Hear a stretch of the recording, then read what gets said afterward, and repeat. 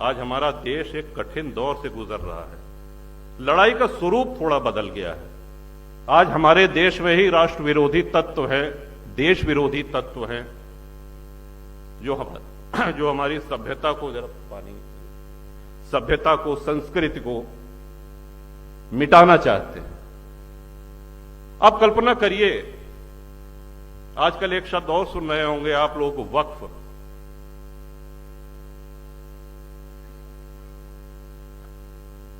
ये धरती पे किसी देश में वक्फ बोर्ड नहीं है, सिर्फ भारत में है। किसी भी इस्लामिक देश में वक्फ बोर्ड नहीं है।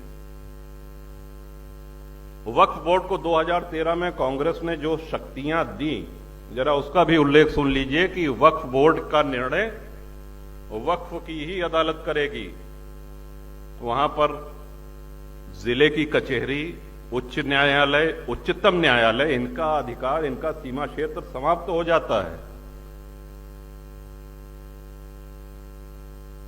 और वक्फ बोर्ड आपको एक नोटिस उसने दिया कि साहब ये संपत्ति वक्फ की है, अगर आपको आपत्ति करना है तो उनका प्रदेश में एक कार्यालय है, वहां जाके आप आपत्ति कर सकते हैं। अगर 1 साल में आपने कोई जवाब नहीं दिया तो यह माना जाएगा कि आपको कोई दिक्कत नहीं, आपका घर, आपकी जमीन, आपका गांव, वो वक्फ संपत्ति घोषित हो जाएगा। ये लिखा पढ़ी में है। और आज आप टीवी पे देख रहे होंगे कि इसके पक्ष में मतदान भी कराया जा रहा है। तमाम मौलाना लोग इसमें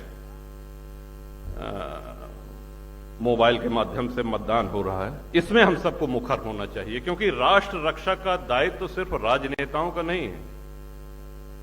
हम कुछ भी रखें, हम घर रखते हैं, अपने घर में हम सफाई करते हैं, उसकी रंगाई पुताई करते हैं, हम गौ पालन करते हैं तो उसको, गौ माता को भी चारा पानी देते हैं। यहां तक कि वाहन भी रखते हैं तो उसमें सर्विसिंग होती है, तेल पानी भराना पड़ता है, उसकी देखरेख करनी पड़ती है।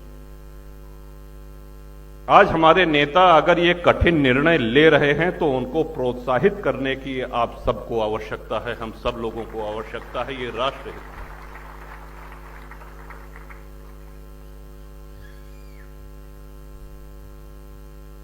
जातिवाद,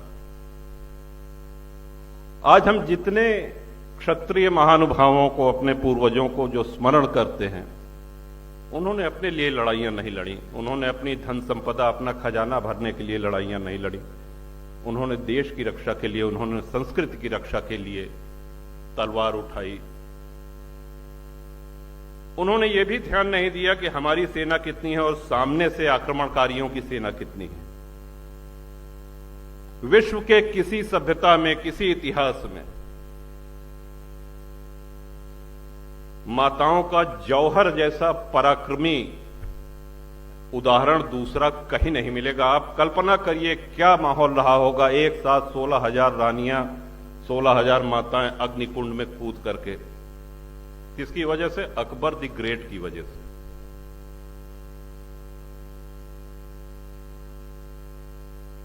और आज शिक्षा हमको और सुलभ हो गई है। आज ये सब सारी जानकारियां हमको नेट पे उपलब्ध हैं।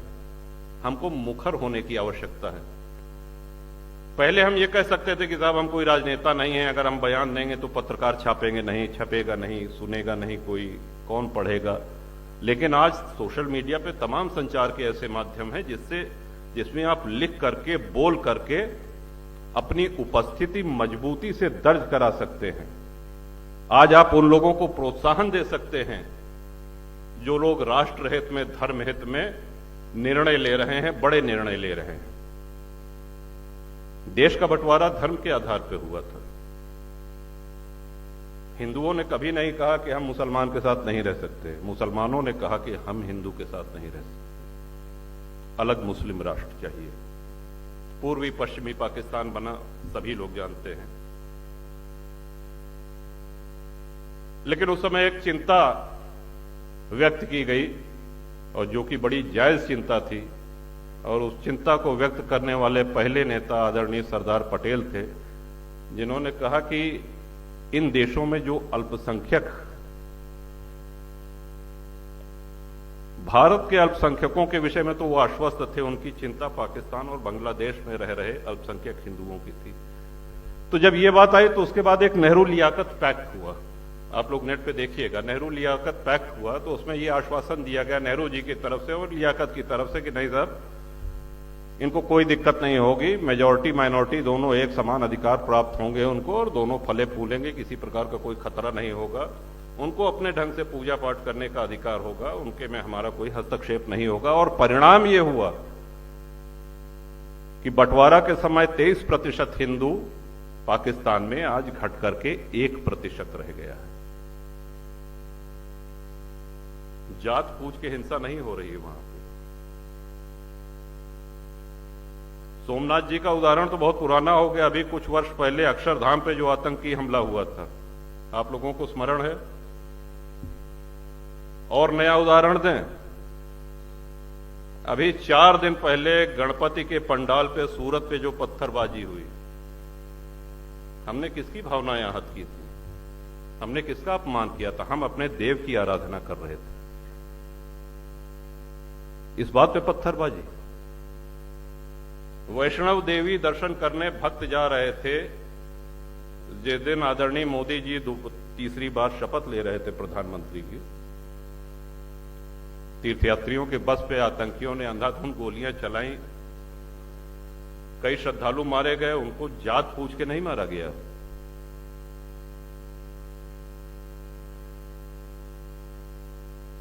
उनके लिए भारत का विध्वंस ये एजेंडा है। और हमारा एक निवेदन, हमारी एक बात बिल्कुल समझ लीजिए कि हमसे ज्यादा सेक्युलर कोई हो ही नहीं सकता।